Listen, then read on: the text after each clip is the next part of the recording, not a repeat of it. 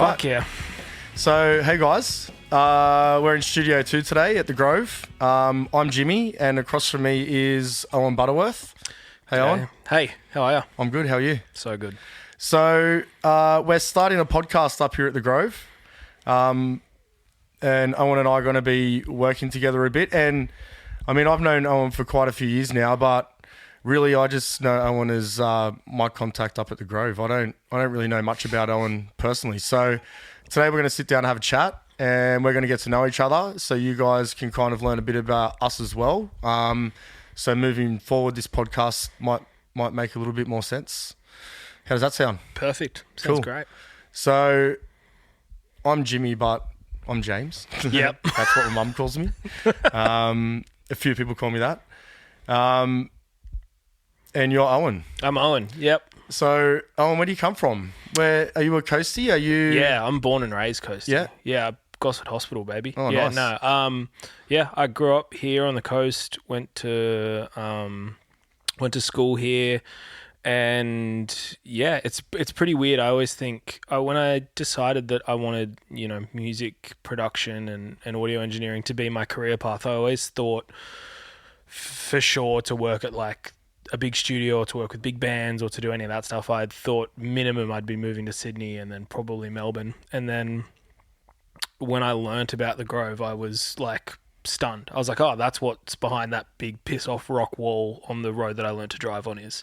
Like, it's so weird to, like, at the moment I live 7 minutes from here, and my family, my childhood home was like 15 minutes from here. So it's ridiculous, but it's awesome. And I love it. It means that I don't know, I feel this, like, obviously I feel like a big connection to the area, and I love being involved with like the community stuff that we do, whether it's like sponsoring events or Battle of the Bands or, doing stuff with the Central Coast music community. I feel like I love doing that stuff. And that's because I was a kid playing gigs around the coast, and, doing all of that stuff as well. So I know exactly what it's like for the kids that are doing it now. Yeah, cool. So you said you were a kid playing gigs. Like, how old were you when you started playing music and then B, kind of performing?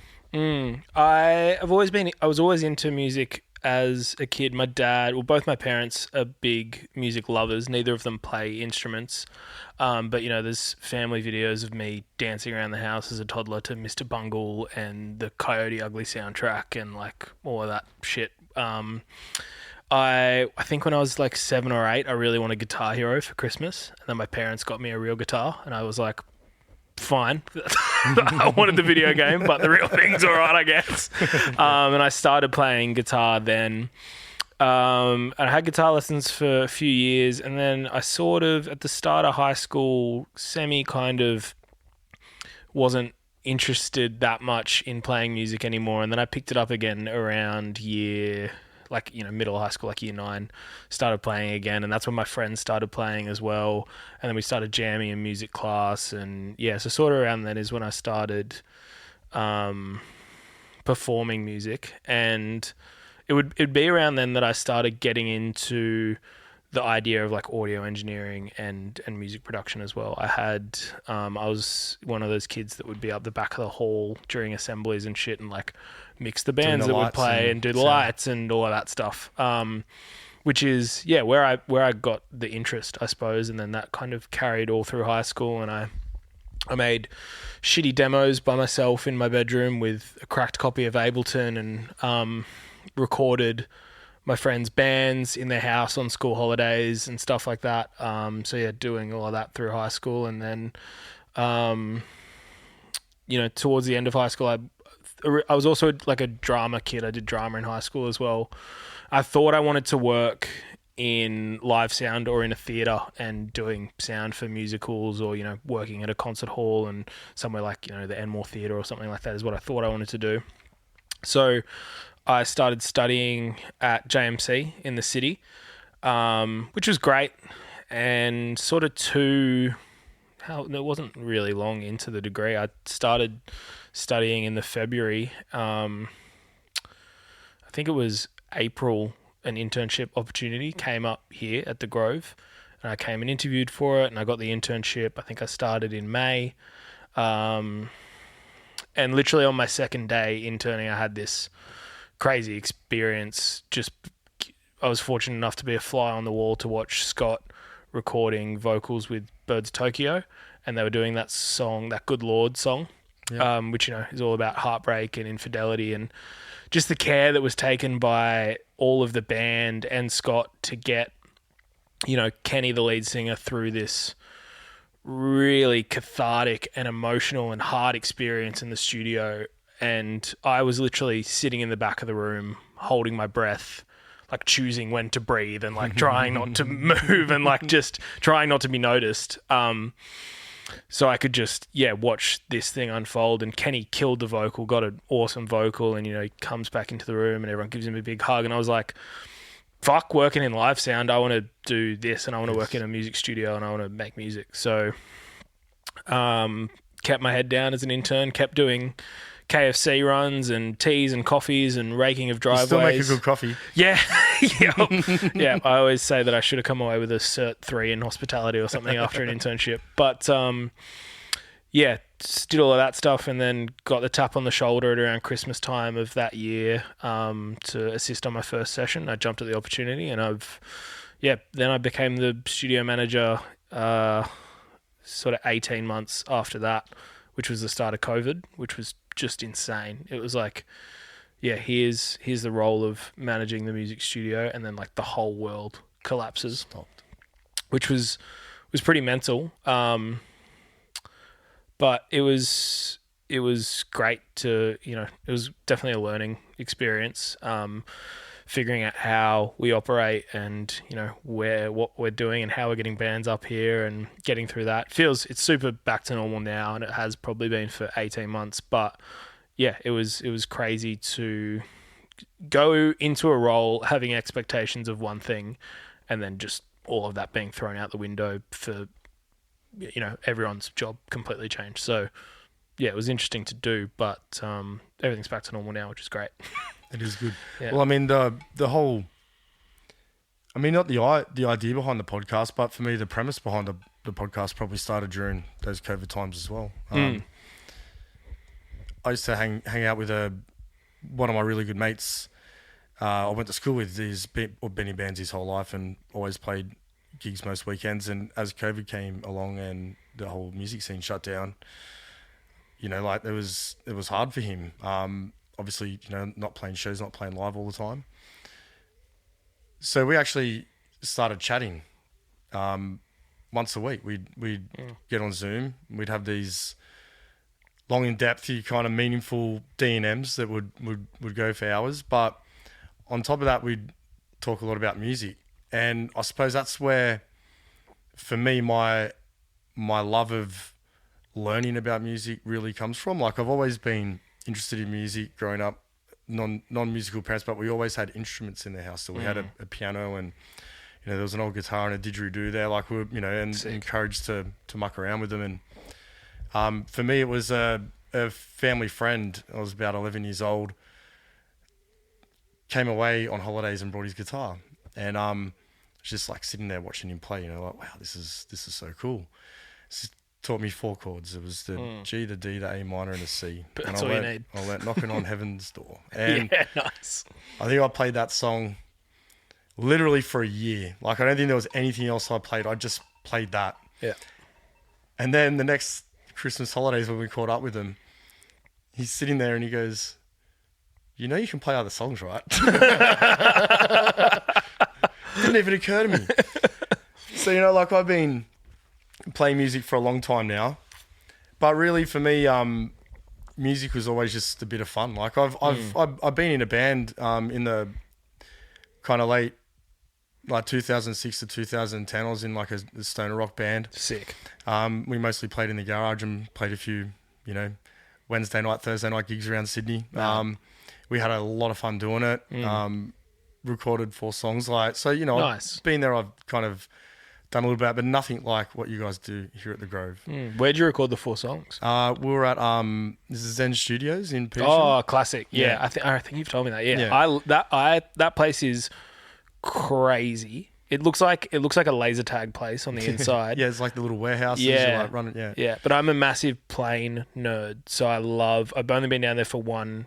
Maybe been down there twice. Once for like a pre-pro and once to rehearse with a band. But it's like right by the airport, so the planes coming over the top are fucking insane. Yeah, it's awesome. Yeah, and like we set up. We just did a live recording. Like we weren't just spending day. We were down there for a day and kind of pumped out 4 songs, and then a friend of mine, Mark Raprager, who's actually my mate who I was speaking to during these COVID times, he mixed it for us and kind of put it together. And like we had a lot of fun doing it, but for us it was just 4 mates from school kind of got back together in our 20s and late 20s and just started jamming in the garage, and then went, oh fuck it, let's play a few shows, and I had a great time doing it. But my calling was being an electrician, and that kind of took me away from as a profession. Took me away from music, I suppose, a little bit. Not something that I'd say that I regret. I don't live with regrets or anything like that, but it was just the way the world ended up working.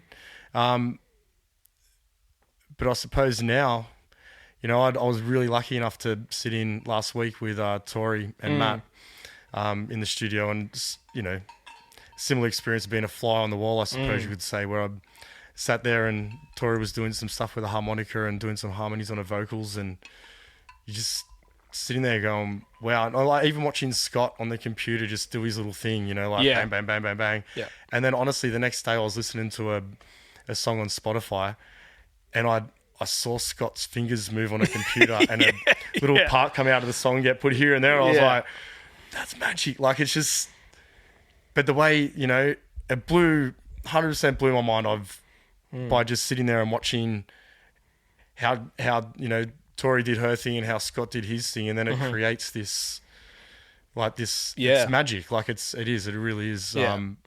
It's, you're lucky to experience that every day. 100%. And I mean, I think it's really cool the different ways that I guess music can be created, because those, when you've got like kind of a solo artist and a producer relationship, that's great and that's really cool. I also love, I guess, kind of the setting that you were more familiar with. Like, I love kind of being in a position where I'm being more of an engineer than I am being a producer, and I've just got 4 people in a room playing music. I've put some microphones in front of them and they're going to play their songs. Like, that is super, super fun to me as well. And yeah, I mean, one of my favorite sessions every year is I often work with this band called Lion Island, and they're all from the coast. They're from like around Kilcare. And they're all great mates. They're all dads. And they come up and we do 2 days in the studio, and they play their songs. We record it all straight to tape. We do like 10 songs in 2 days. It's like 4 takes of a song. Yeah, take 3 was the best. All right, move on, keep going. And it's so sick. Like, my job is to make them sound good. So I put the mics in the right spots. I tune the drum kit. I make sure everything's hitting the board properly. I make sure everything's going to tape properly. But I'm not directing them how to play. Like, I'm not reinventing the song. I'm not inventing parts. I'm not moving bits around. So being a producer in that sense, I also think is so awesome. And I guess we're fortunate up here as well, because we have, a stupidly big studio that bands can come in and do that and set up like they would at Zen Studios, or set up like they would in their garage or in their bedrooms or whatever. So I always love that element to it as well, where you don't have to be a musician to be a producer. You're just an audio engineer, or you're just a producer, or that's always super fun to me as well. Yeah. So that was a nice little thing you said at the end there. You don't have to be a musician to be a producer. I would assume that most music producers would also be musicians. Is that, would I be wrong in assuming that? No, not at all. I mean, they definitely are now as well, because to be honest, the only one that I can think of off the top of my head that isn't is Rick Rubin. He's like the obvious choice as well. But even if you think of people like... He did play in a band, didn't he? Wasn't he some bass player in some shit band and then he left that to... Oh, maybe. Okay. Yeah. Yeah. I don't know, but I mean, yeah, when you think like classically, like, because I'm pretty sure George Martin, the Beatles producers, he had like composition skills and organized all those amazing string arrangements. And, now producers have to do everything. They have to be able to mix. They have to be able to engineer. They have to be able to program beats. They have to you go back 30, 40 years, there's like a different person to do each one of those jobs, as recording budgets were bigger back in the day, and now with, pretty tight budgets, the producer is the engineer and the assistant and the tape op and the fucking like the barista. I mean, which is fine, and it just means that we have a broader skill set, I suppose. But I also love I do definitely love being able to just hone in on one of those things as well. Like I love days when I'm purely an audio engineer and someone else is calling the creative shots, or I love it in the opposite direction as well, when I don't have to be standing at the console and I can just be thinking about the songs and the structure and other things like that. So yeah, when there's like, we do it, there's a couple of ways that I've found myself in those situations, whether it's working under a producer like Scott and I'm audio engineering, or I've done the same thing for like Adam Spark as well. Or Thom, who I work with all the time, and he's my business partner. We have a tag team set up as well, whereas, in writing sessions, he'll be sitting at the console and sitting at Ableton and programming the beats and, doing all that stuff. And then when it comes to recording, it's a bit of a flip. I'll be at Pro Tools and at the console, and he'll be, up the back of the room doing the big picture creative stuff, which is great as well. So yeah, it's good to still try and have a team, as much as possible, but when it's just you and the artist, you just thug it out as well. Yeah, nice. And so obviously I know you're a musician. Are you currently in a band yourself? No, not really. Thom, who I mentioned before, he and I, before we were like production partners and business partners, we had a band together. We don't release anything under that anymore, because we love writing music, love producing music, hence why we do it all the time for other people now. But releasing music and all of that shit around it is not fun and sucks, and I'm not into it at all. Like, I hate trying to market myself, and I hate trying to get people to come to shows or buy records or streaming music or fucking do all of that. So writing music for other people is way more fun. And also we both session musos for other people as well, and we'll play in their bands, and if someone needs us for guitars or bass or whatever, we'll do that as well. We've done it with a couple of different bands, and we did one recently together. Thom was on electric, I was on acoustic, and we're playing country music, and it was sick. I've never played country music before, and it was so much fun. We played that Glenworth Grazing Festival down in Glenworth Valley, and it was so cool. It was like, we played at 10 o'clock in the morning with this artist. Her name's Arabella, and I thought 10 o'clock in the morning set, like, no one's going to be here. It was freezing down at Glenworth Valley, and we get on stage, 10 o'clock rolls around, we start playing, and people just started pouring in. Like, I guess it's one of those festivals where it's like, it felt like a food and wine festival with music. So I mean, everyone just like was rolling in, putting up their camp chairs, and by like 10 past 10, there were like heaps of people everywhere, and it was great. It was so much fun. We played for like 45 minutes country music, and then went and drank beer, so it was great. So that was pretty cool. So you said to me just then that you've never played country music before, and here you are just going up on stage playing country music for the first time.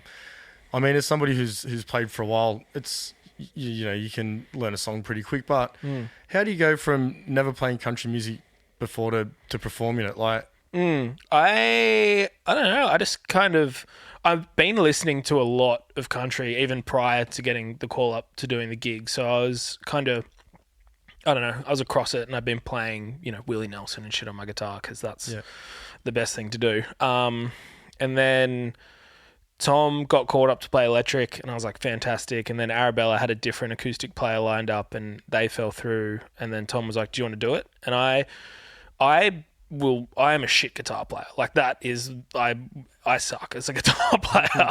I can play all the chords, and I can play rhythm guitar fine. But I said to Thom, I was like, "Oh man, I don't know. Like I feel like it'll be above my pay grade." And he's like, "Bro, it's country music. It's 4 songs and a dream." And I was like, "You know what? You're dead right. Let's do it." And we were really fortunate. Like Arabella, she is a fantastic singer, and the songs that she's got are great. And then we had Harry Duff, who also works here at the Grove, and he's a weapon of a drummer.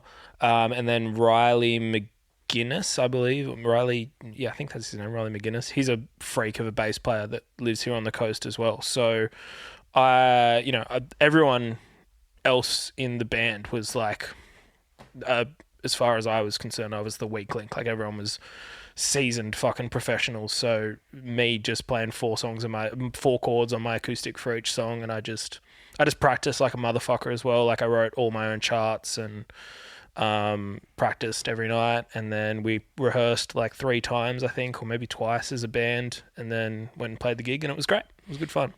Cool. So I'll ask you another question then. What makes country music?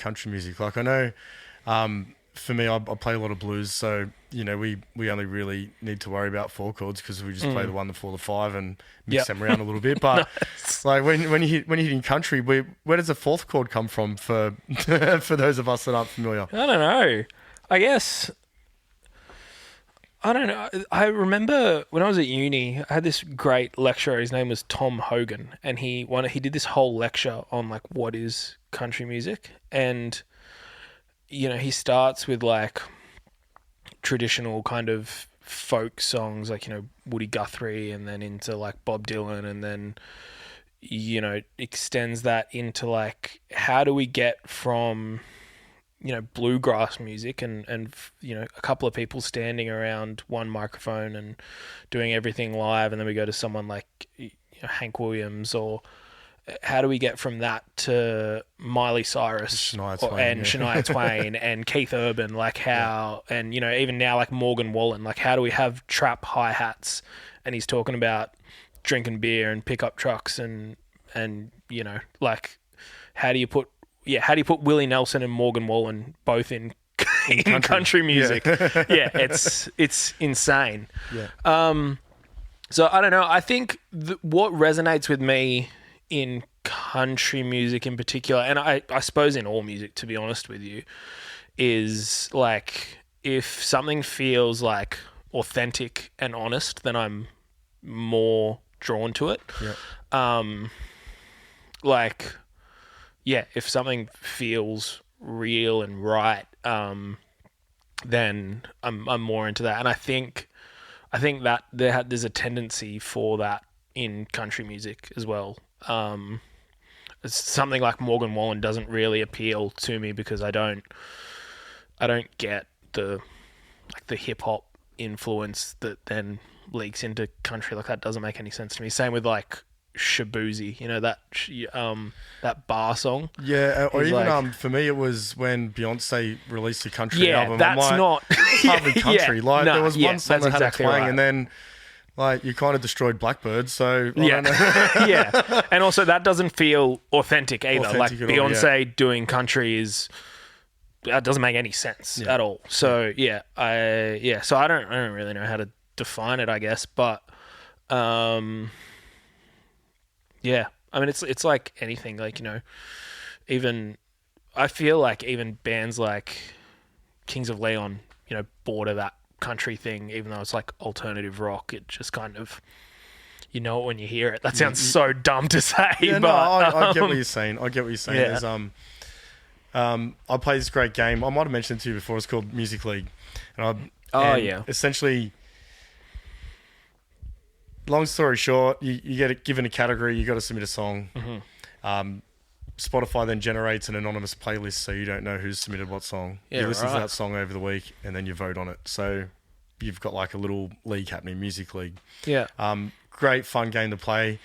You find a lot of new songs through that. Obviously, when you've got 20 people in a playlist, submitting songs to a playlist, not everybody listens to the same kind of music.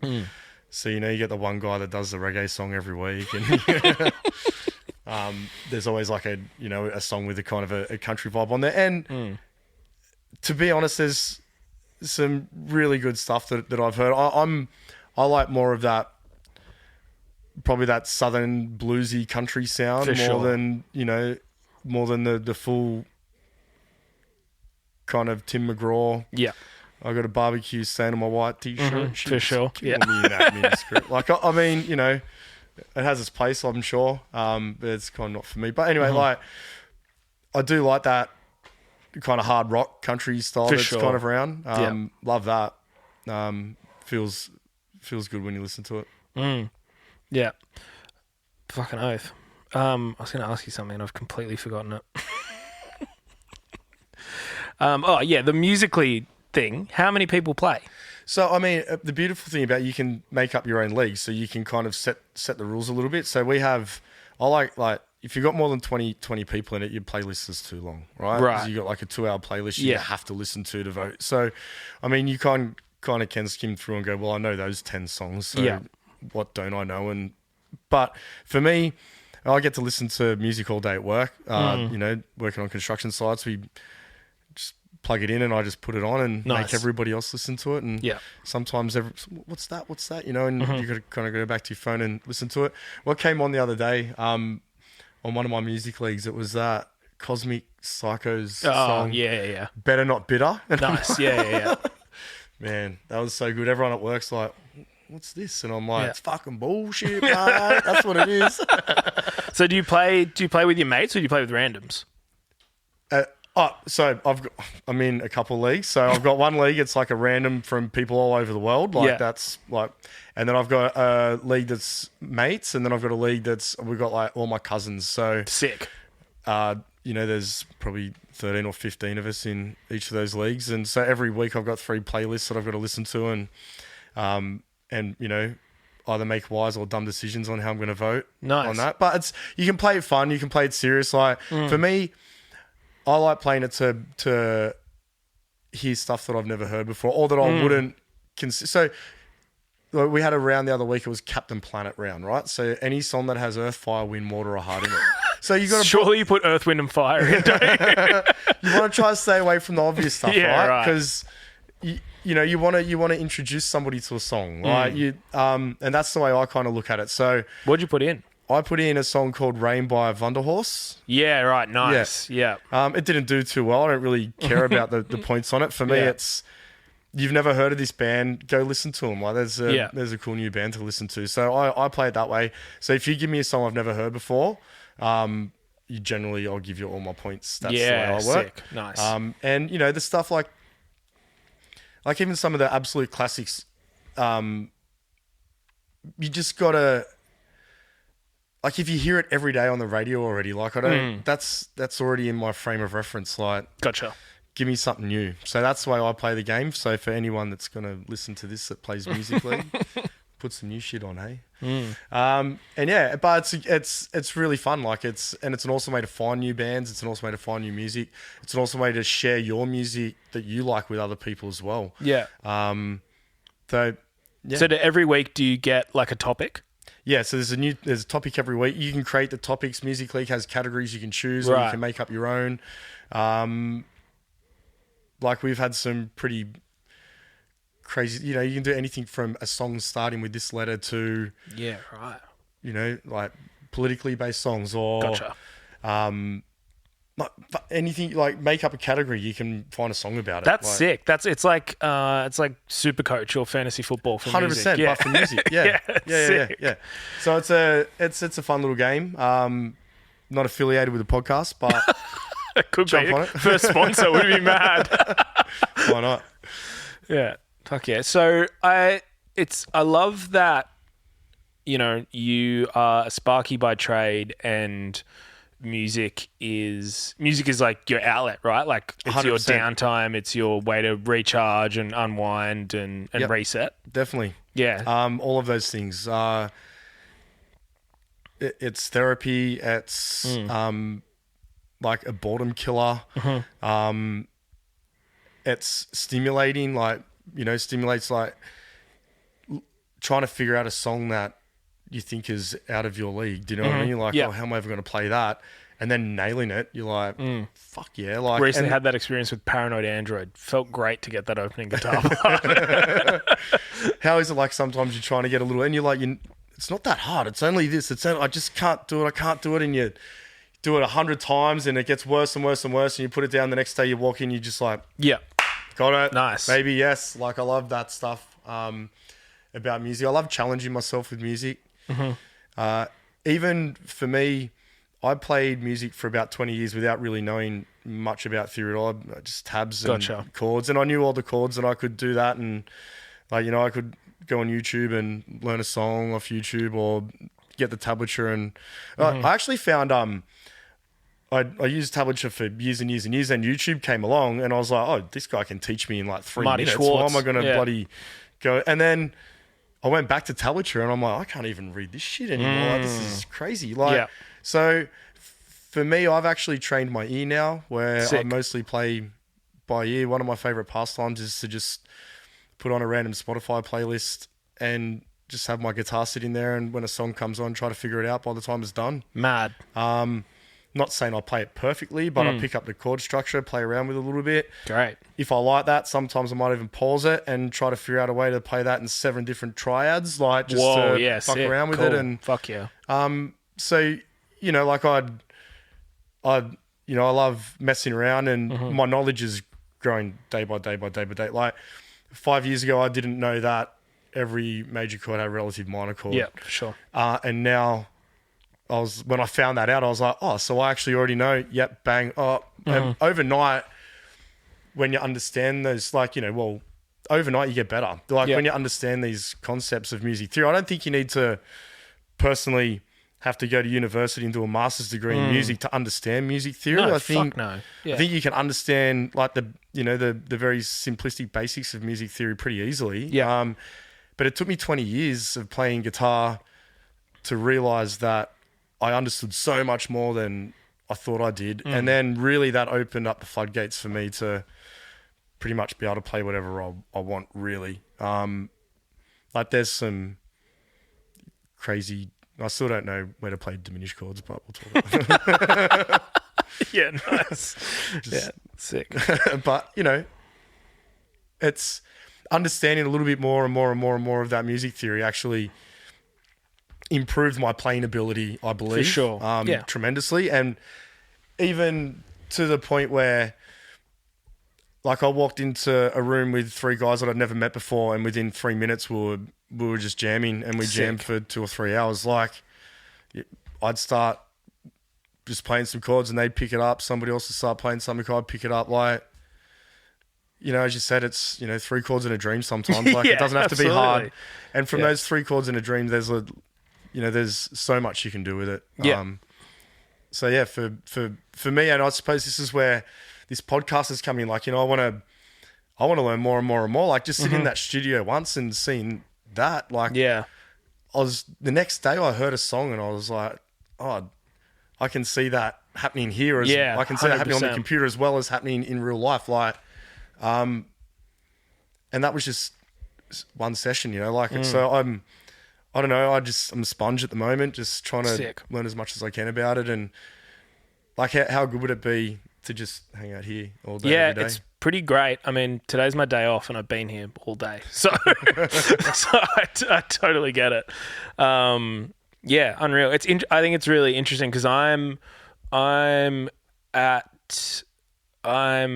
and have been for, I don't know, a couple of years now. I feel like I've been in almost the exact opposite state where I'm doing music every day, which is a blessing, and I absolutely love that. But I've been experimenting and trying to find find new hobbies and what my other things are to like unwind and relax and like take my mind off work, because I'm really fortunate that music has become work, and it's not like it was when I was a kid, when I was even a teenager, and playing music and listening to music was a way of unwinding. Listening to music definitely still is a way of unwinding, but I've gone actively and gone and sought other things. Like I had during COVID, I started skateboarding. I've since stopped doing that. It only took 6 stitches in my chin and falling over a bunch of other more times after that. Started golfing now, which is like my old man thing that I've been doing. Yeah, cool. But that's been my way of unwinding. Mixed netball on a Monday night. Nice. Yeah. I played a bit of mixed netball. Yeah. In my day, yes. I played a bit of mixed netball in my day. It's Indoor? Indoor, yeah. Yet to find out violent. How it's super fun. Yeah, it's fucking hard too. It's ridiculous. I'm easily like the widest and tallest bloke on the fucking court, so I'm a klutz. I've dubbed myself. I've played 2 games now, and my girlfriend, it's with her netball team, so the bulk of it is her netball team. My uncle plays as well. This other bloke plays, and then the rest is my girlfriend's netball team. So I've dubbed myself the contact king because I just get pulled for fouls almost every minute. But it's good fun. It's great fun. It's ridiculous, but it's a great way to I leave the studio at 4, 5, 6 o'clock, go down, play mixed netball, sweat it out.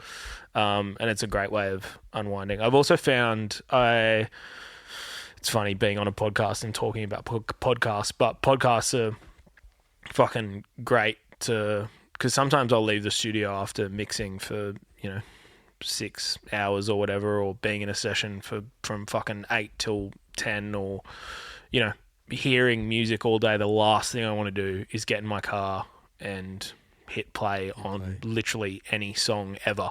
So podcasts are so great to just disconnect after a day of work. Or good old ABC 702 is also a dream for doing that. Listening to people waffle on talkback radio is the best. I've always loved listening to people waffle. I think this is why starting a podcast is actually perfect for me as well. Nice. It's crazy how just listening to people talk can be cathartic. It's therapeutic. 100%. Yeah, definitely. What podcasts do you listen to? I like the Hello Sport podcast. That one's great, and that's good because I love sport. Like I said, play golf, play netball. I've played football, soccer since I was a kid, and still play. Love watching footy and rugby and whatever sport is on, Big Bash, cricket, whatever. So yeah, that's a great podcast. There's 2 episodes a week, and it's just 2 blokes spinning yarns about what's happened in the week of sport. Chat. Yeah, it's great. It's really good. I love that. And then if I'm feeling like I need to do some professional development, I like there's a podcast called Working Class Audio that I really like, and that's good. This guy, Matthew Boudreau, that's his name. He's the host of the podcast, and he talks to audio engineers and producers about how they go about their creative process, but then also gets into more nitty gritty stuff about how they cut their teeth and how they have that work life balance, which I think is great too. Tape Notes is another good music one that I listen to if I'm feeling that kind of way. Those are sort of the main ones. And then I also, that's it really. And the old 7am podcast, that's good for a bit of news. 7am podcast. Yeah. It was probably a couple of years before COVID, but I stopped reading the news. I used to read the newspaper all the time, and I'd read the sports section, then flick through the other stuff. Bullshit. And I just stopped reading the news. I stopped watching the news, and then it was actually funny. Somebody started talking about it was about a year ago about Donald Trump running for office, and I'm like, didn't he already do that? They're like, he's doing it again. I'm like, no, not in yeah. I didn't even know that was happening again. I'm like, fuck. So I kind of stay out of the loop with a lot of stuff, and I really only find out about it because other people are talking about it. And then sometimes I might get a little bit interested and, kind of look some stuff up, and then I'm just like, oh, what are you doing reading this bullshit? It's so depressing. I was going to say, do you find it bogs you down? Well, nothing really bogs me down. I'm quite a positive person that just gets on with shit mostly. But I find, I don't know, I feel like it's all just propaganda. I feel like it's all just one-sided. Like like it's not real. Do you know? Yeah, like, sure. It's just like one person's perspective on what's happening all the time. Even with sports, with athletes, right? Like, how many times do you hear so-and-so's going to this club or that club? Yeah. And then, like, 2 days later, the athlete's like, I don't know what you're talking about. Yeah, like, was it for a slow sure. news week? Like, so I just think you got to take everything that's, kind of there with a grain of salt. And, like, even if, don't bank on any of that bullshit that you read in the paper as far as I'm concerned or see on the news. Like, I don't, like, one day Iran and Israel are about to blow each other up, and I'd actually asked them really nicely on Facebook if they could wait another night because it was Origin. I don't know if they heard me or it was never going to happen, right? Like, yeah, but it's just all that shit's going on, and realistically, like as no matter what my opinion of it is, it's not going to change it. So Sure. I try not to dwell on any of that stuff. It's little, live in the moment, like do what's in front of you. The past is past. You're not going to change that. You can say all these different things. It doesn't, say it however you want. But I suppose my philosophy on it is just to, like, are you happy? And if you're not, change that. Because if you're happy, for sure. right, everything around you tends to be better. Yeah. But if you're not happy, then everything around you tends to be shit. And that's something I've learned, like, in my life. So, like, when I rock up somewhere, if the mood looks down, I'd try to improve it. And if the mood's up there, I join it. Like, nice. Yeah. Fuck yeah. I just had visions of you rocking up to a job site and just everything's fucked, James. It's all fucking, like, it's all over the joint, and you just, like, skipping in. I skip in and then say the most inappropriate stuff. Yeah. And then normally takes people about a week to understand that I'm just having a bit of fun, nothing serious. I got a new little apprentice at work, the Rizzler. He's a legend. And does he look like the Rizzler? No. It's a long story, but his name's Riley. He's a great little kid. But he's all right. Rizzler, this is how you got your nickname, mate. So he's thin and he's really white, like a Rizzler paper. Oh, right, okay. He's the Rizzler. Gotcha. Like, there's no, like, nice, that's the way my brain works. Yeah. My brain works gear. in kind of, and the nickname's just got to come. I'm like, so he was Riley for a few days and then it just snapped. I'm like, the Rizzler. And it's great. Because he's accepted the nickname with open arms. Great. And so was everyone else at work. Yeah. So one of the bosses actually said the other day, he goes, I forgot his name was Riley. I was talking about the Rizzler at one of the meetings. Like, who's the Rizzler? He goes, oh, Riley. And I think that's so fantastic when, like, one of my best mates and band members, Bert. His name's Bert. Everyone calls him Bert. Yeah. I knew him for 6 years before I found out his name was Brett. Yeah. And that's the best kind of name. And I know it's 100%. not that much different, but, like, somebody's like Brett, and I'm like, who's Brett? They're like, he's in your band. I'm like, Bert. They're like, no, that's Brett. I'm like, and my head's, and so they're the best nicknames when you own it and they're yours. Yeah. So I forgot where I was going with this story. What were we talking about before? We I were got onto talking the about nickname? you changing attitudes on the job site and the Rizzler. And we were talking about me changing. Yeah. So I said to him the other day, because I started my apprenticeship at 15 years old it was 1998. And the guys I was working with were in their 50s, right? So I got brought up in the old school construction industry where lots of things were said that would probably get people thrown in jail these days, to be quite honest with you.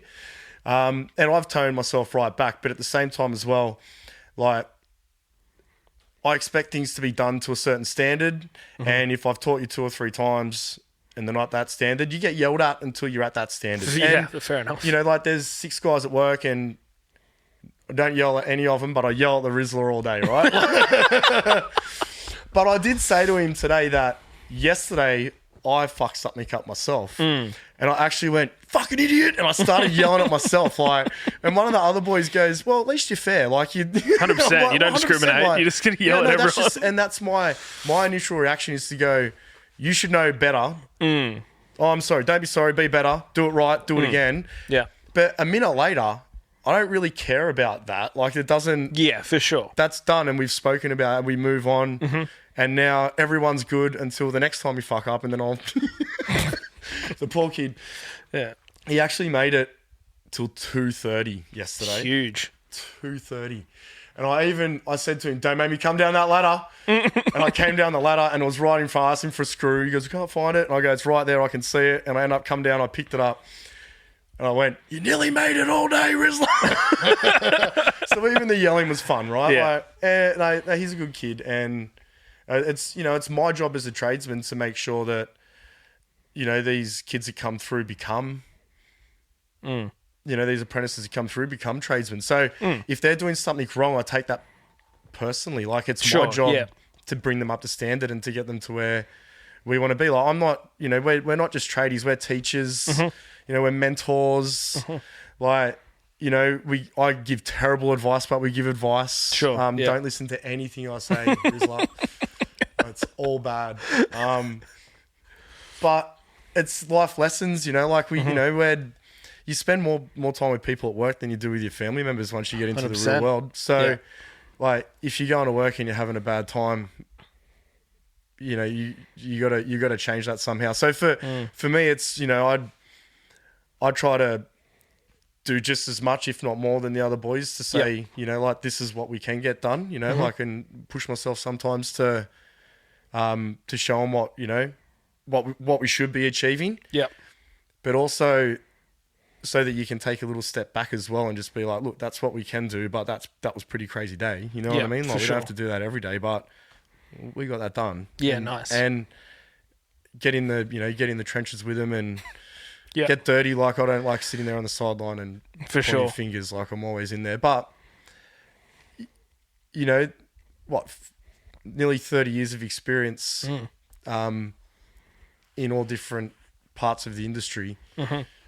You've got some knowledge to pass on as well to these kids or new guys in the trade, and I love doing that. It's really, love learning off them, and I love teaching them. Yeah, nice. So I guess then the podcast is kind of an extension of that, right? It's kind of like extending your passion for learning in your musical sense. No, 100%. That's exactly what it is. Yeah. And look, I'm just lucky enough that I've been the Sparky up here and got a relationship with Scott where, like, to be honest, I wanted to ask him if he'd be on a podcast with me for months and months and months, but I'm like, and then we're up here working. I'm like, fuck, I'm just going to ask him. I'm like, hey, Scott, if I start a music podcast, will you be on it? And then within 10 minutes, he's like, well, we should be doing it up here, shouldn't we? And I'm like, well, probably. Like, is that while we were like waist deep in a trench, like waist deep in a month ago or whatever? Yeah, 100%, great. Like trying to fix the power for Studio 2 to get it back up and running. I take those challenges personally as well, like trying to get stuff done.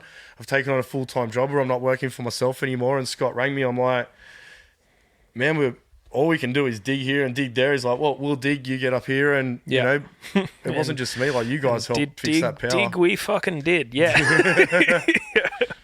It was actually fun. I have to, the boys were digging all day and, 6 hours or something, you dug that trench for to open it up for me. And we thought we'd cleared the problem. Like, the conduit was all blocked up. And long story short, we thought we'd fixed the problem, and then all of a sudden we found that we hadn't fixed the problem. There was another problem about 10 meters further up. And I'm like, we got to dig another hole. And I saw the looks on their faces. They're like, no. Yeah, well, we're all soft-handed music producers who have been fucking digging holes and I grabbed the shovel figure it out. Owen looked at me after about 3 minutes of digging. He goes, "You've done that before, haven't you?" Oh, fucking oath. Yeah. Nice. You mentioned before Zooms with your mate during COVID. Yeah. What was the biggest thing that you learned, or what was the biggest takeaway that you took from those Zooms? All right.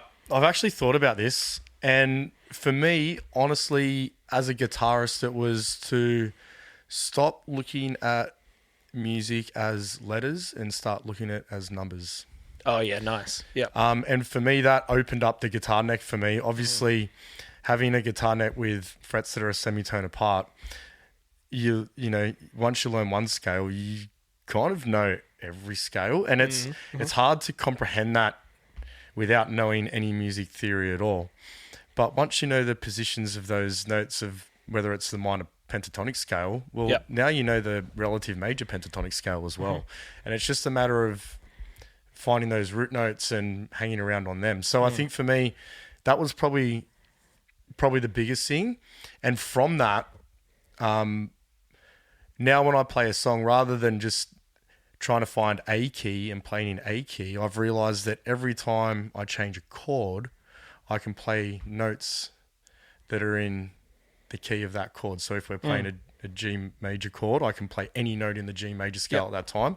But if we move to a D minor, I don't have to stay in G. I can play any note in the D minor scale as well. So I think for me that opened up a lot more color, and like sonically my guitaring improved. Nice. Like when I say overnight, like within a week. Do you know what I mean? Like I was like, hey, well, I know that. Now I know this. Well, now I know that. Oh, there's a pattern. Holy shit.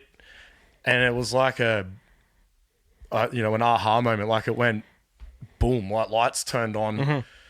And then for me, my playing got better so quickly that I thought I have to learn more because I'll only get better now. Like, and I think that's, that's where even though I've been playing forever, my thirst for music knowledge really only comes about in the last 5 years. Like, before that, I was happy to I can learn that song and look at a tab or look at a chord chart or go on YouTube, and within 5 minutes I could play the bones of the song, and within a week I'd have melodies down and solos and all that kind of shit. But I was playing by memorizing things, but now I don't need to memorize anything. I can just kind of figure it out. And you know yourself, like,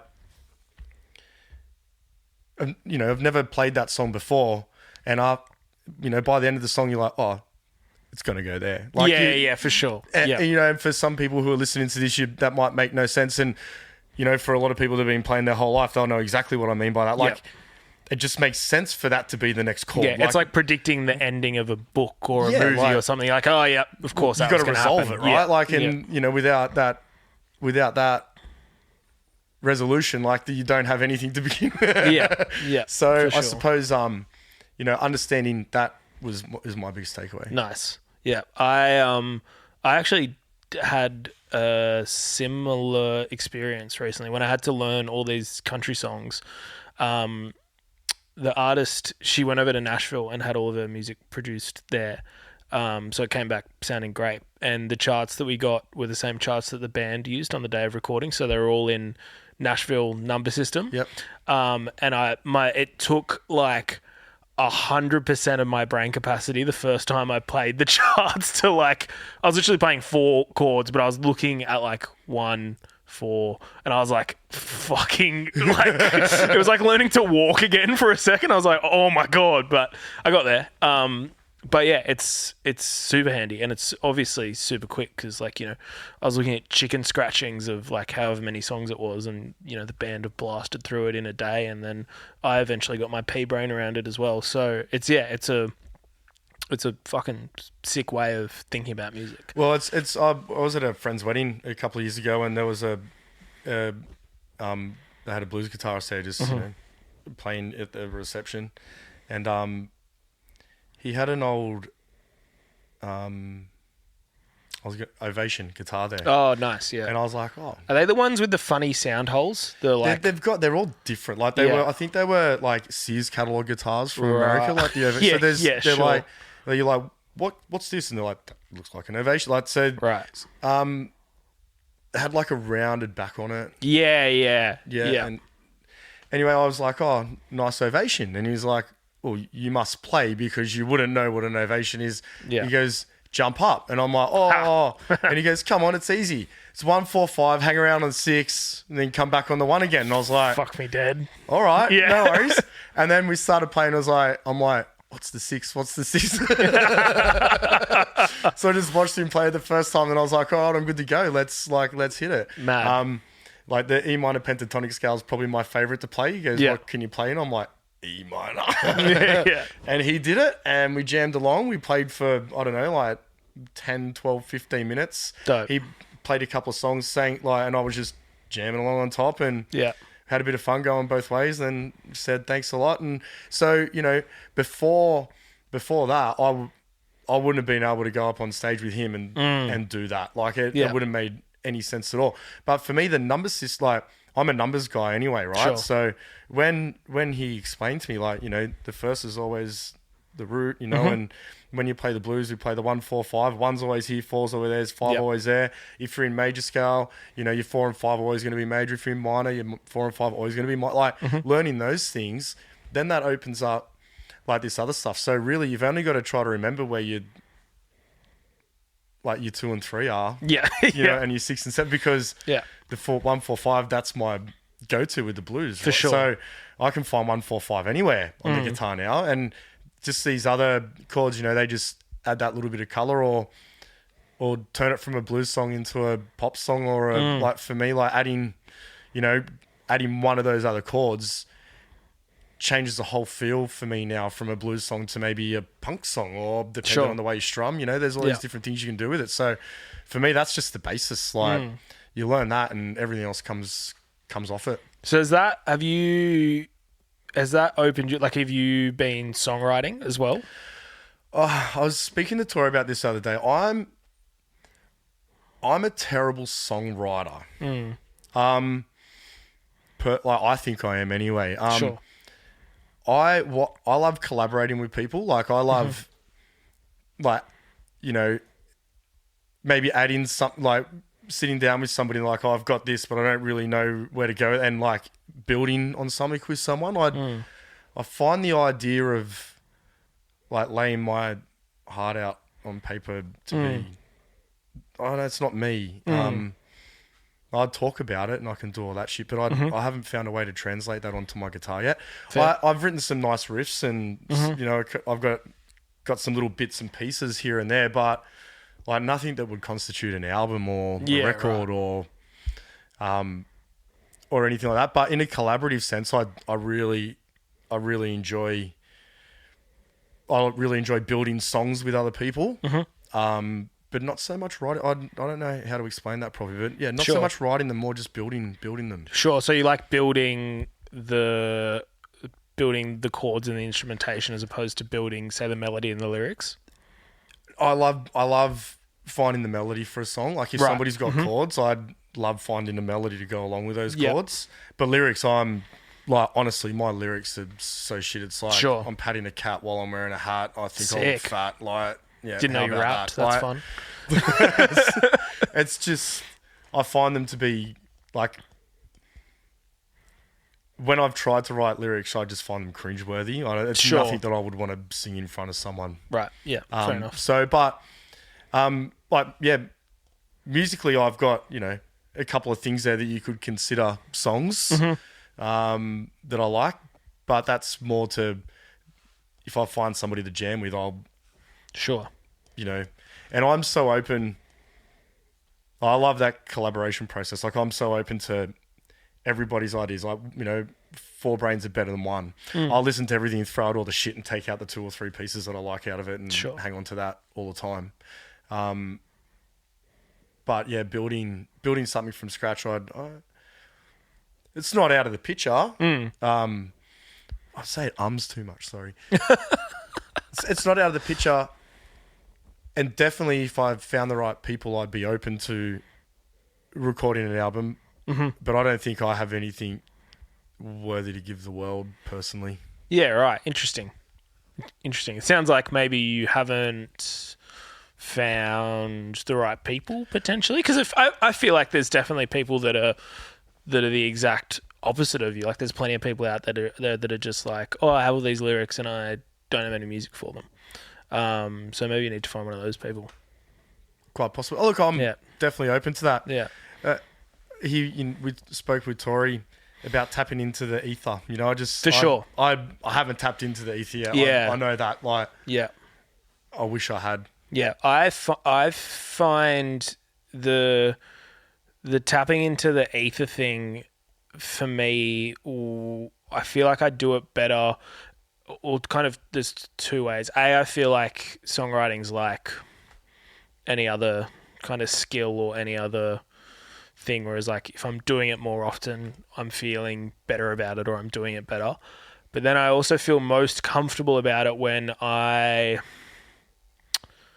like forget that I'm doing it, or I love sitting down with like, you know, a shit drum loop or like a little drum machine vibe in my computer, my guitar, a vocal mic right up on my face, and I'm just like mumbling and playing at the same time. And then, you know, I literally will just like record for an hour or however long, and eventually that last 3 minutes of the whole hour will be the song, or will be the idea, is kind of the way that I approach it. And that for me, it becomes like, I don't know, it becomes kind of subconscious in a way, or it starts subconsciously and then becomes more conscious, if you know what I mean. Like I just start by fucking around and mumbling, and then I'll forget the bit that I was mumbling before and start mumbling something new, or change the chords that I'm playing, or and then after that,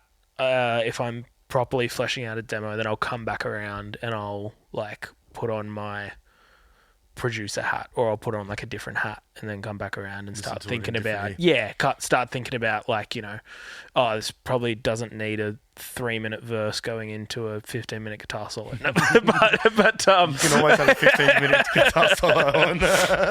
But yeah, that's sort of how I tap into that. Oh, look, I think the best things I've ever written, I've never recorded, because it's just for sure. They're playing for 4 hours, and I'm like, fuck, that's sick. And then I'm like, well, I haven't even got my phone. Like, I just, then the next day, you're like, oh, was I playing yesterday? And you're like, no, it's just not there anymore. It's gone.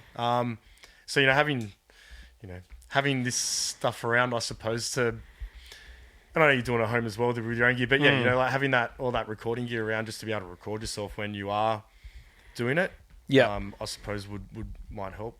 Yeah, I think I personally like rhythm when I start. Like I like having a little drum loop, but the humble iPhone is also like an absolute weapon of just voice memo demos. I also I really like getting those, like especially if I'm working with an artist for the first time. If they come in and Thom and I are here, like, so what have you been working on, blah, blah, blah, anything you want to start from scratch? And they're like, oh, I've got a voice memo. And then it's like, fucking perfect. If they've got a voice memo that we can then continue to write and build upon and put together a proper demo, then that's always a great place to start, especially with someone that you've just met. It's a songwriting session. How's the drive up? Oh yeah, the studio's in a weird spot. Yeah, ha ha ha. Like it's it's that first half an hour. Yeah. Like a voice memo is the ultimate icebreaker, really, in those settings. It's so good. Oh, cool. And now I'm going to sit here with these on. You get them. So I mean, I was just thinking, what's the first cassette or the first CD you ever bought? So the first one I ever purchased with my own money was Metallica and Justice for All. Sick. I got to listen to that up at my cousin's house at Foster over one Christmas, and decided that was what I was going to spend my money on. Over one Christmas is correct. Was there not? Can we put on some carols, boys? Can we? Well, so look, we listened to a lot of stuff over that. So my cousin David is actually. He's kind of one of my music mentors, actually, to be honest with you. Growing up, he played the piano at church, and always thought they were just letting him do it because his family were there, because we only ever went to church when it was like a Christmas or a wedding or a christening or something like that, right? So we'd go up there and we'd go in, he'd always play the piano, and I remember one day saying to my parents, I'm like, that's nice of them to let him do it when his family's here. And my mum's like, no, he's really good. He does it all the time. But then he went from playing the piano to playing guitar, and that would have been around the time of this purchase, my first album purchase. Mm-hmm. And I remember just like watching him play guitar, just going, oh, I've got to learn how to do that. So that might have even been Was he the same one that taught you guitar? That taught No, you not at all. No, he actually didn't teach me anything. I just used to watch him and go, "That's so fucking cool. I want to do that." Yeah, right. And then he became a drummer, and David's still a drummer to this day. He's been a music teacher. He plays in different bands. He quite often puts his band's music in Music League Nice. playlist for us. Shameless plug. Shameless plug, yeah.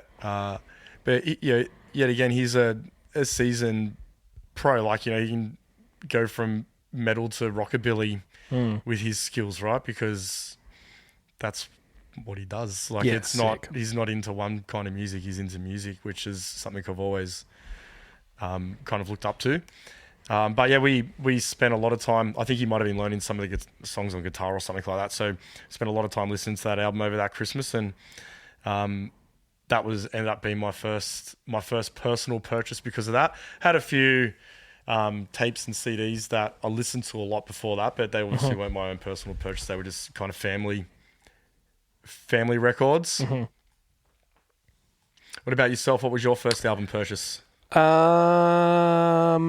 that I remember buying with my old man was Kings of Leon because of the times. He bought it from Sanity at Tuggerah. I didn't buy it myself because I was fucking 9 when that record came out. But they're making me feel old. Came out 2008, I think. Is that right? Probably.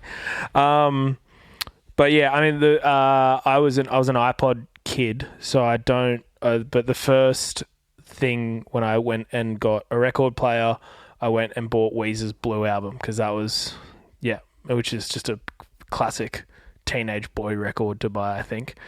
But yeah, I mean, I think the physical owning of music is something that's so cool because it just adds to your experience as a fan and as a punter. Like, especially that Kings of Leon album. I know my dad then went and saw them at the Newcastle Entertainment Centre, and the ticket goes into the CD sleeve, and then continues to kick about the car, and it's great. It's such a cool way. It's the best way to consume music and sit there and read the liner notes and immerse yourself in listening to it as opposed to just like hitting play on it.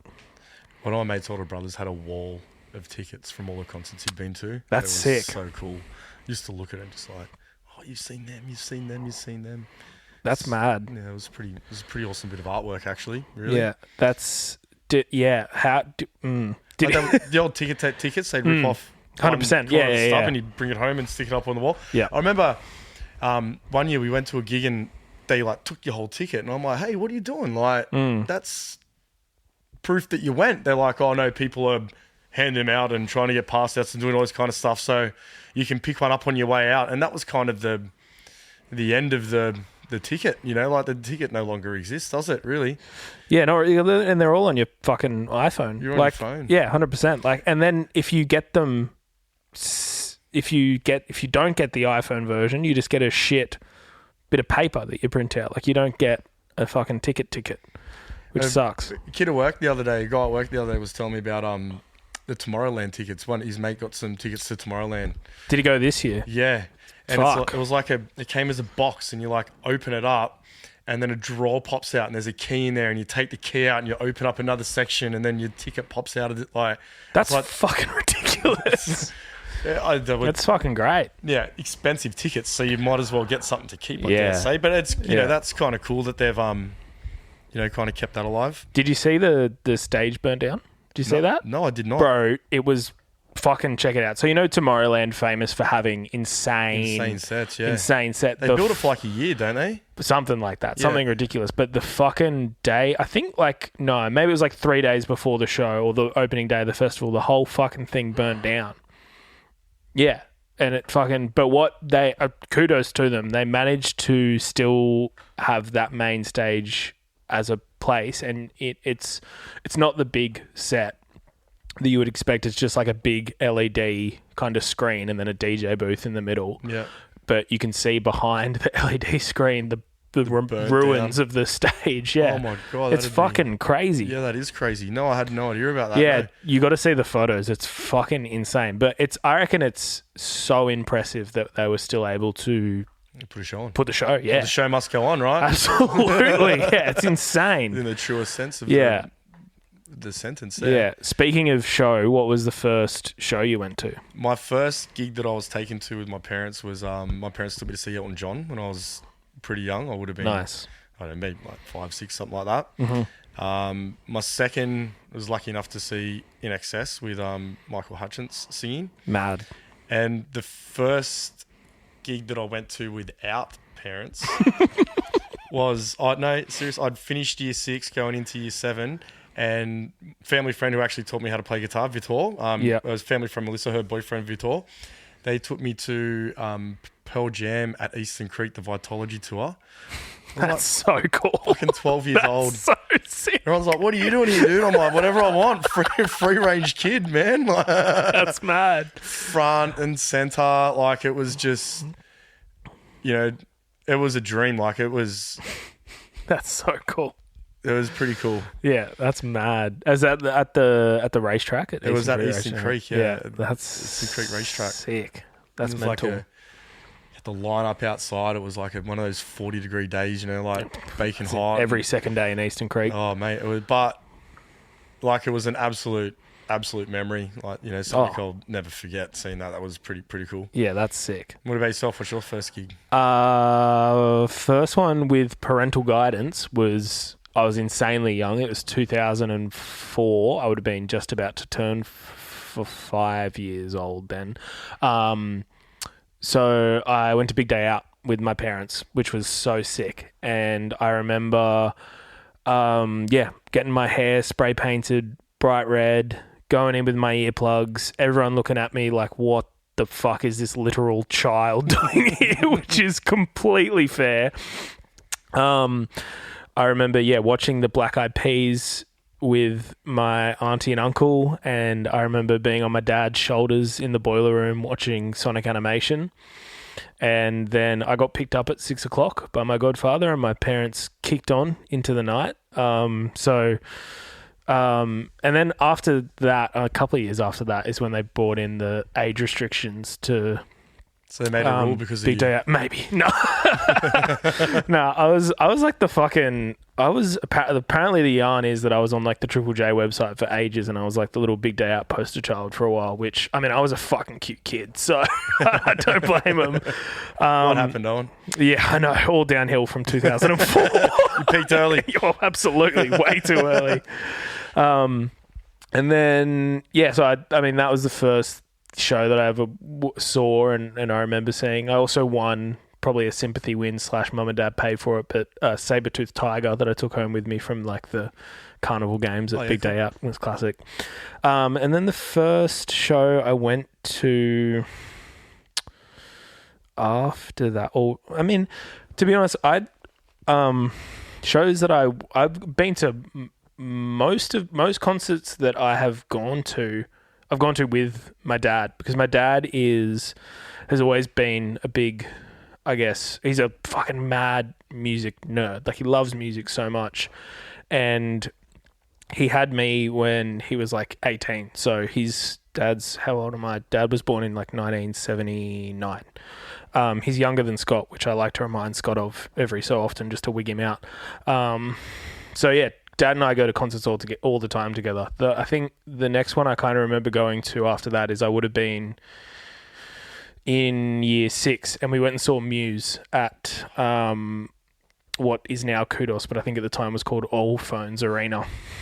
And it was for it was an Uprising album, I think. Is that the one where they came up? Yes. I was there. Yeah. We've been to two shows Probably together. More shows than that together, mate, without knowing. That's crazy. Yeah, they had 3 big plinths that they were on. Yeah. That was fucking sick. Yeah. That was unreal.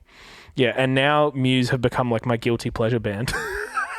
I don't know why. But yeah, they're fucking great, but I feel every time I listen to them now. I don't know why. I don't know. And I don't feel that way about, like, I'll openly say that I fucking listen to Taylor Swift and Sabrina Carpenter, and I fucking love it, and it's fantastic. And I don't feel that way about any other music except for Muse for some reason. Don't know why. Weird. No, I think Muse are an amazing band.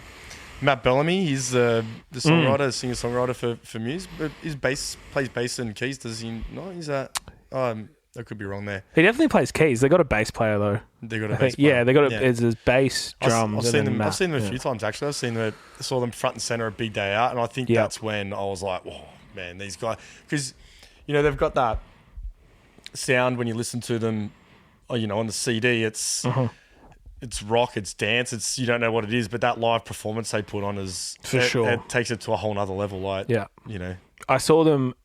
I've seen them twice. I saw them when that first time, and then I saw them again on maybe the album after that. The one that is, I think it's called The Second Law, and it's like got more of those dance electronic elements that have become that were super prevalent on that album. And I remember they had like MIDI guitars. Have you seen this? They had like guitars that were essentially like Guitar Hero guitars on steroids. Okay. Like they had like buttons instead of strings and like a touchpad. I'll send it to you. It was actually, I think I might have seen something about that. Yeah, no. Yeah, I'm not all over it, but no, I think I might have seen a little reel on that or something like that. Yeah, it's fucking crazy. But that show was sick too because it was a mix of like playing, rock music with Travis Bean guitars and then playing electronic music with like MIDI controllers, like good-looking guitars, not shit guitars. And then, it was great. So what was the last gig you went to? Good question. I went to, I don't know, it all feels like a blur. It was definitely nothing crazy. I think it might have been like the Lincoln Pin or something like that. I went and saw just like locals doing their thing. What was the last like kind of big band you went and saw? Last big band I would have seen probably Faye Webster. I saw her at the Metro last year, and she was great. She was really good. Had this super duper tight band with her, and they just got up there, played their tunes, and just ripped slide guitar, lap steel, fucking super tight drummer. It was really good. Cool, great. What about you? Last gig I went to was actually Baddo Pub. Not Baddo Pub, it was Budgie Pub. Classic. Yeah, went and saw a band called Tyrants. Oh, yeah, classic. I forget the first band that was on. They were really cool as well. And then the band that finished up was the Oys. Oh, yeah. I've been seeing them, but I haven't seen them yet. They were good? fun. Yeah. Look, they were super fun. Kind of a, like a Sticky Fingers vibe, let's say. Party boys, like they brought the house down. So sick. Yeah, that was a really fun gig. International band, I went and saw Idols at the beginning of the year. Fuck yeah. How are they? Was so cool. They're in Better Live. One of those, such a high energy band, and they got some really crazy sounds. So to see that actually come together as a live performance was pretty wicked. Yeah, that's mad. Tyrants are fucking great as well. Dylan, their lead singer and guitarist, he's got a great voice. He's got a sick voice. On a farewell tour. Oh yeah, are they? Yeah. There you go. Fucking hell. Yeah. Mental. I'll have to go to that. Yeah. They're great. They're so good. They're playing Newcastle or something soon. Yeah. Anyway. But yeah, they were cool. So first band, last band we've seen. Mm-hmm. First album. Instruments. Okay. Yep. What do you play?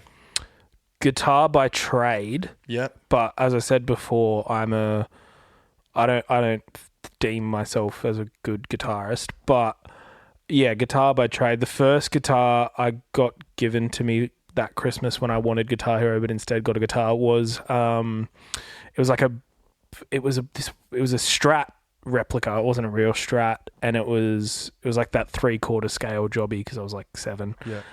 And it was a weird color. It was like a blue burst, like a sunburst blue into a black. Cool. Yeah, and then the first guitar that I bought after that, which is when might have been like late primary school, early high school, is I bought a Epiphone Les Paul Custom, which was white with gold finishings. Of course. Yeah. It was special. It was sick. What about you? My first guitar was it was an acoustic guitar. It's called a Palmer. Just a black acoustic guitar. I played that for years and years, and then I played a Squier Strat for a number of Nice. years. And then I went and bought myself a nice little Gibson SG. Fuck yeah. Such a beautiful guitar, except that fucking G string can go and fuck itself. The classic Gibson G string, yeah. And now I spend most of my time playing my beautiful Veronica, which is a Martin DM15. So nice. I went in to buy a guitar, and I had a little bit of money there to buy a guitar. And I'm like, treat yourself. You've been playing for 25 years. Let's get something nice. And I went in there and was having a look. And to be honest, I wanted like a Cole Clark or a Maton. Like I wanted an Australian guitar. Yeah. I had my heart set on walking out with a Maton or maybe a Cole Clark if I was lucky. Yeah. And I played a couple of them, and like I've played other Matons in Cole Clarks before, which drew me to them. And the shop I was in, it was all right. It was a lot of money for something that just felt all right. And I was like, I was looking at this guitar. I was in a case. It was like in a glass case. And he goes... Oh, you had guitar money. And I actually said to him, I don't have that much money. He goes, go on, just play it. So anyway, it was one strum and I'm like, fuck, I'm buying this guitar. That's so sick. And that was another thing for me that when I started playing that guitar, I felt... And it might sound a bit silly, but I felt like I got better. Yeah, nice. And I don't know if it because it sounded better, so I could hear my mistakes more, so I got tighter, or the quality of the instrument like made me think that I was better for some reason. Yeah, for sure. I don't know what it was, but there was that. That was another reason. I'm like, I've got to do this thing justice. I've got to learn how to play it properly. Yeah. So is that your most recent guitar purchase? Yeah. Yeah, that's fucking mad. Yeah. That's a great purchase. And I also think, obviously, I imagine you probably would have spent more money than like a Cole Clark or something, but... On par. Yeah, on par. I mean, well, then you definitely got a better guitar then. Tom's got a Cole Clark, he's got a Fat Lady 2 or a Fat Lady 3, which is, like the full dreadnought size. Yeah. He's got the one with the cutout. Looks great. It feels fine to play, but it is the brightest fucking acoustic guitar to record. Like every time we record it, it's just like I'm putting like old dusty ribbon mics on it just to get it to sound like a normal guitar, because you put like a nice new bright Neumann U87 on it or something, and it just rips your head off every time. So yeah, I mean how do you find, this is proper guitar nerd talk now, but how do you find it holds its tuning / deals with the Australian climate? So that's a very good question. I've had a neck reset, I had body bellying that I had to get fixed. So having a guitar that's built in the desert and then bringing it to the coast of New South Wales is quite a challenge, and it was something that I didn't really understand about guitars when I bought it. Yeah. And for me, I like having my guitars not on display so people can see them, but on display so I play it. For sure. I find if you've got a guitar sitting there, like if you own a guitar, put it in a case and stick it under your bed, how often are you going to get it out to play it? But if it's there on a stand and the TV's right next to it, I'll pick up a guitar before I grab the remote control for the TV. Nice. Yeah. Right. So I had it hanging up on the wall so I could admire it and play it as much as I could. And then one day I'm like, this action seems a bit weird. Yeah. And I'm looking and I'm like, what's going on here? And I took it to my luthier and he's like, oh, it needs a neck reset. And then he said, you can't hang it on the wall. You got to put it in a case. The humidity's killing this thing. Yeah. Like working in construction, we work with, being an electrician, I'm not a carpenter, but, work with timber, and timber gets seasoned before it goes. And I'm thinking, wouldn't it be seasoned? How is it? But just, it's thin. Yeah. It soaks up that humidity. I ended up getting a big bulge in the belly that had to be taken out. I lost her for about 4 months while she got, steamed up and squashed down, and steamed up and squashed down, and steamed up and squashed down. And, but, the beauty of wood is you can work with it, right? Like, it was cheaper to fix it than it was to buy another one. Yeah. Thank fuck. Yeah. Thank fuck. Yeah. But so that has been a challenge. One thing, a friend of mine who plays violin said to me, why don't you put a mud in there? And I'm like, a what? A mud? And they're so cool. I had no idea about them, but apparently if you own a cello or a violin, you've known about them forever. But it's a little vial and it's a desiccant, right? And it's a glass vial that has this like mud from New Zealand that soaks up humidity. Oh, like a little silica gel packet for your instrument. It's similar, but it's reusable, right? So I'll bring it in. I'll show you next time. But it's got an MUD. They're mud. So MUD's something desiccant musical, something. Sure. We'll look it up. Yeah. I'll put a link for you guys to all have a look at. But essentially, you keep this little glass vial in your guitar case. It's in a little velvet bag. Yeah. And it keeps your guitar case at perfect humidity. So it sucks the humidity out of but not too much. Yeah. The idea is that the product inside actually wants to keep it at a really nice humidity for you, a nice medium level. So when you look at the mud to begin with, it's like terracotta red. As it soaks in moisture, it goes nearly black. Yeah, and you actually take it out, put it in the microwave for 30 seconds. Dry it out. And then it steams it all up and it dries it out. You might have to do that 2 or 3 times till get it back to that terracotta red, put it back in the velvet bag, put it in your case. I keep my guitar in the case, and ever since I've owned that, I haven't had any issues with humidity in my instrument. But I've cleaned that thing out. I've had to like drain the humidity out of that 6 times in 2 years. Yeah, right. Nice. Well, I mean, fucking worth it. Worth every cent. Absolutely. Yeah, I'd recommend anyone on the coast that doesn't have a humidified room for their expensive instruments. Yeah, I think that's the only benefit to like the Cole Clarks and I mean the Maitons. I think the Maitons sound great, to be honest. They sound a lot better than a Cole Clark, but those Aussie timbers are just kind of a bit more used to it, so they're just acclimatized to the temperature here, which is great. Yep. But yeah, fuck yeah. I recently picked up a Gretsch Jim Dandy concert guitar, a little bit bigger than the parlor guitar, and I fucking love it. It's just my at-home guitar that I have kicking around and play on the couch or play sitting in bed, and it's like tiny and little and awesome. The other cool thing that I really love about it is it has a pickup in it, but it's not like a pickup that you'd have in other acoustic guitars. It's not microphonic. It's like a single coil pickup that it runs across the sound hole. Yep. So plugging it into a DI, it sounds cool and like a bit distorted and stuff. But then plugging it into an amp, it sounds fucking sick. It's such a cool little. It's such a unique sound. It's fucking great, and I love it. I want a parlor guitar so bad. Yeah, yeah. I love it. That's my music. The old blues stuff. I love it. Yeah. I even like picking up my daughter. She's got a little like 3/4 classical guitar. Yeah. And just picking up that and fucking around with that. Some of the sounds you get out of those little, like it's a $120 Kmart jobby. Do you know? It shouldn't sound that good. You know, I'm like, this is fucking wicked. Like, yeah, it's great. It's so fucking good. Yeah. Nice. Do you play? Is it just guitar your main? Do you play anything else?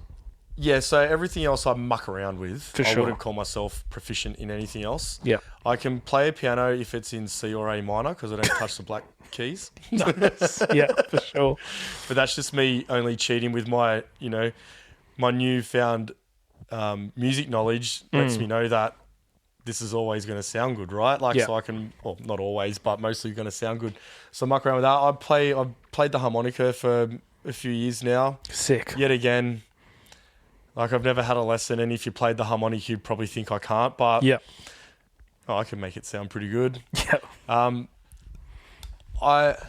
Yet again, another instrument I'm nowhere near proficient in, but I've played the didgeridoo since I was a little kid. Mad. I probably learnt how to. You did a circular breathing. Yeah. Yeah. Nice.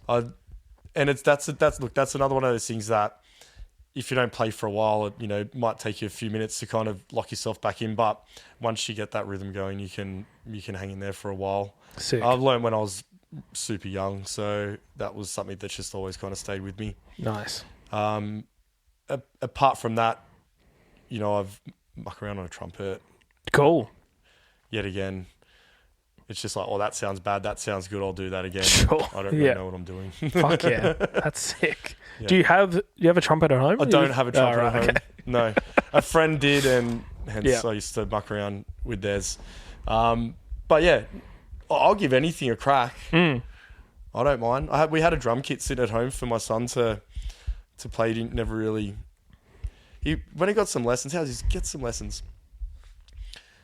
The drum teacher's like, all right, so this basic drum pattern. You know, we're going to hit the hi-hat 4 times. We're going to hit 2 on 1 and do this. And he just sat down. He's like,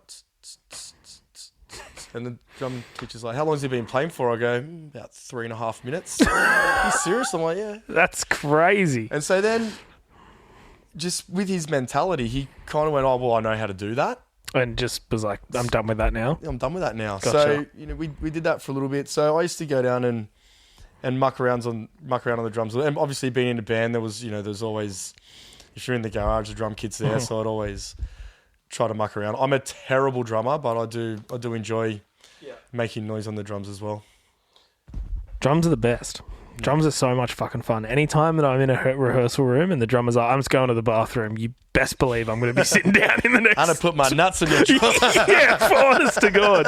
Yeah, absolutely. And I'm fucking god awful at the drums. No, I can fucking hold a rock beat and that's about it. But something about it is just so fun. Yeah, it's the best. It's so good. My partner we hang out with Thom, who I've mentioned a couple of times, and his girlfriend, she's an artist and a musician. Her name's Shannara, fantastic singer and songwriter. So when we all hang out, my girlfriend Alex is the odd one out that doesn't do music or doesn't, play an instrument or anything. So she took it upon herself to learn the harmonica. Oh, cool. So she's been learning the harmonica, and she has 2 hilarious harmonica bits. One is playing Piano Man, which just fucking makes me laugh every single time. For a song called Piano Man, the guy with the harmonica sure doesn't shut the fuck up, does he? Absolutely. So fucking funny. And then the other hilarious thing with her being able to play the harmonica now is anytime it's a family member's birthday, we call them and she plays Happy Birthday on the harmonica and I sing, and it rips every time. Awesome. It's so fucking funny. It's the best instrument. It is. What I loved about it was it was probably the first instrument that I kind of realised that you can hear it. You can hear if it's wrong, Yeah, 100%. And, with the guitar, you've got 6 strings and all these frets, and pianos has all these keys, and, saxophone has all these things, and, they can seem daunting to think, well, how do I make any sound with that? Yeah. But with a harmonica, there's 8 holes you blow. Breathe in or out. Yeah. It's what there's beautiful saying, you're only ever a semitone away from the right note. So on a harmonica, it's not hard to find it. And sometimes even just by breathing it out and moving it, you go, well, that sounded all right. Repetition, patterns, that's what music is. So nice. Yeah. Just have a go at it. Have a crack. Fuck yeah.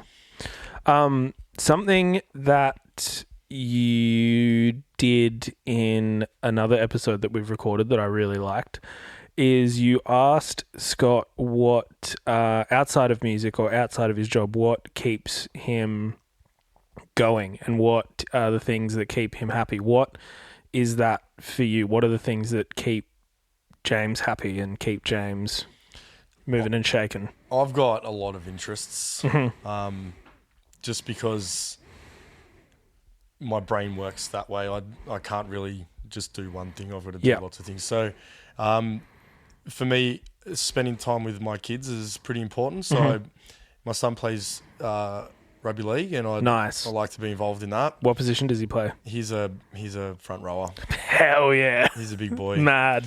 And my daughter plays netball during the winter. Nice. But her jam is in summer nippers, surf life saving. Sick. What club? North of Oka. Nice. Surf club. Hell yeah. So I like to go down and help out with water safety, paddling on the rescue boards, and nice. I try to get down to a few patrols every year. I don't make all of them, sorry, Brody. But I try to help out down there where I can.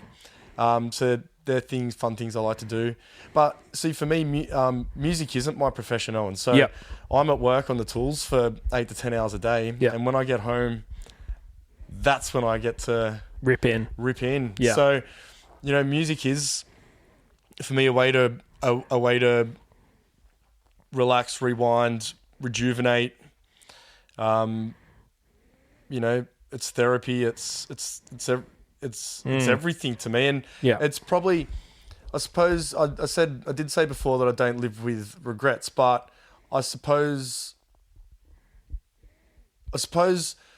one thing that I would have liked to have done is maybe done a little bit more in music. I suppose I let my trade really guide where I went because I was good at that. Well, I'm all right at being a sparky, and there's some, you can kind of earn a living off being an electrician. And I know some really fantastic musicians that don't make any money off music. And I always kind of thought, well, if they can't, how do I stand a chance? Because I feel that they're more talented, more experienced, more deserving of the right to have that career. So I probably, didn't chase a dream in music because I didn't think I was good enough. Yeah, for sure. Right. And so I suppose that may end up being a regret. But I think one beautiful thing about this podcast is I get to have, a path in the music industry, whether it's playing an instrument or not, being here and talking to, the likes of yourself and Scott and Tori, like lifelong musicians and people that work in the industry. I now get to pursue a path in music that I feel comfortable with pursuing. For sure. Yeah. And I feel like now that we've recorded a few episodes, if we don't launch this and I don't at least give it a go, then this would definitely be a regret. Yeah, 100%. So that's a driving force to get some episodes down and get this on the air and get it in people's ears. Yeah, well, I mean, if someone's listening to this, they now know there's no regrets. They now know that it's seen the light of day. and look, nobody has to listen to it. I've still given it a crack. And that's, for me, that's, it's exciting. This is an exciting new chapter for me. The podcast was a bit of an idea, and then I came up here and I spoke to, you guys, and then all of a sudden I saw you guys were like, well, that sounds pretty cool. And then sat down and did that one with Scott.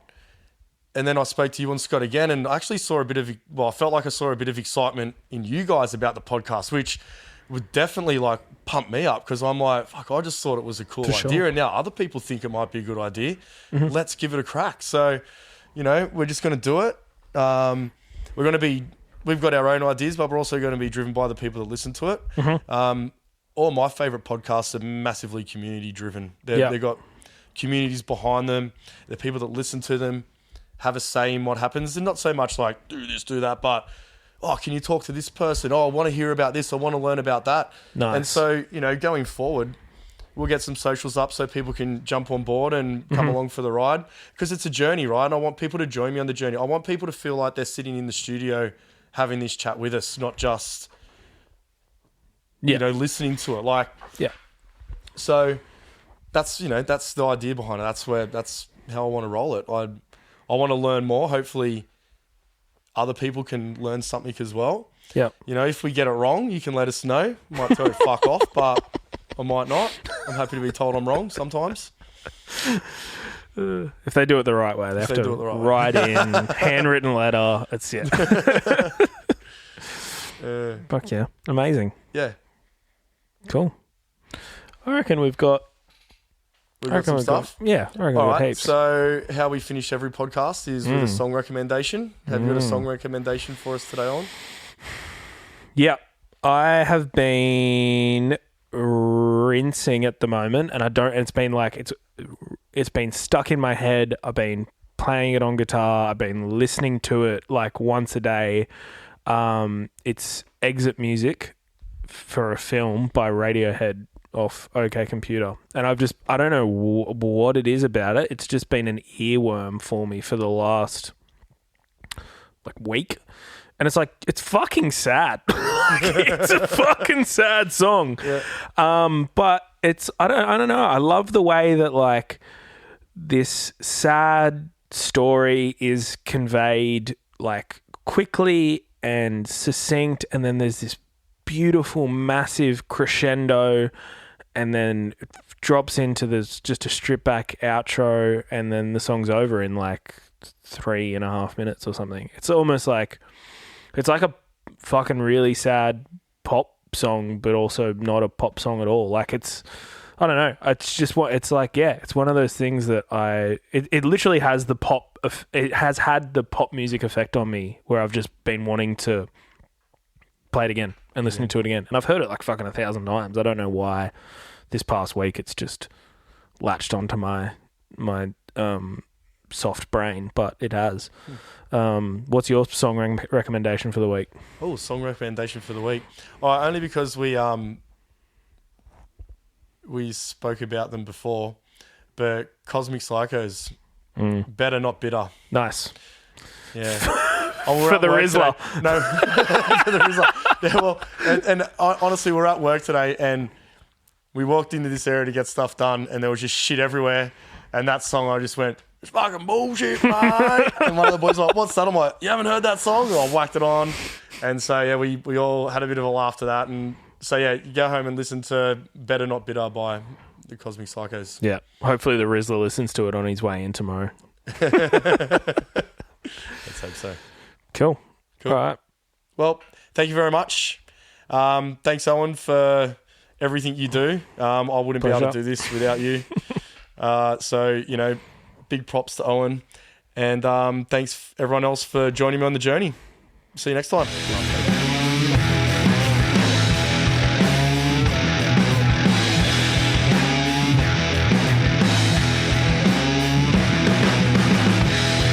Fucking bullshit, mate.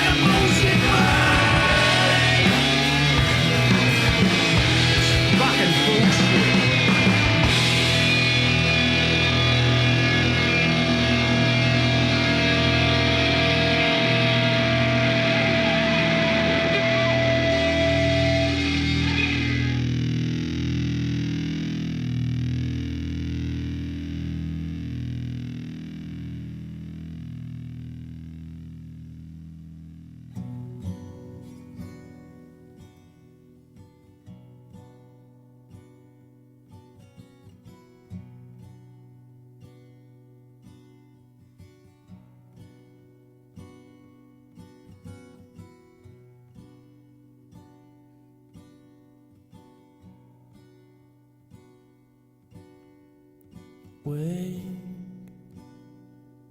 from your sleep,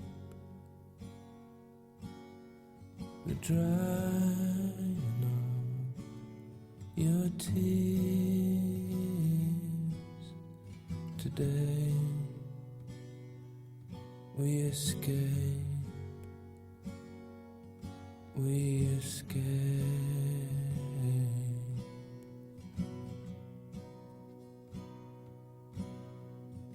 Pack and get dressed before your father hears us, before all hell breaks loose.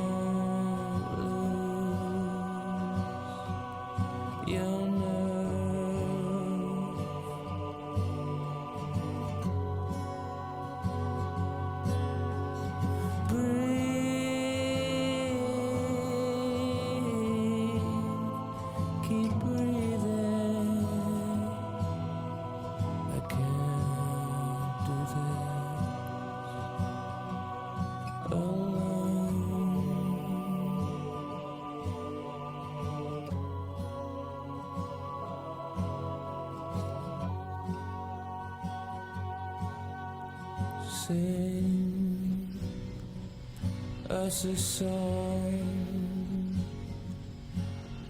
song to keep us warm. There's such a chill, such a chill.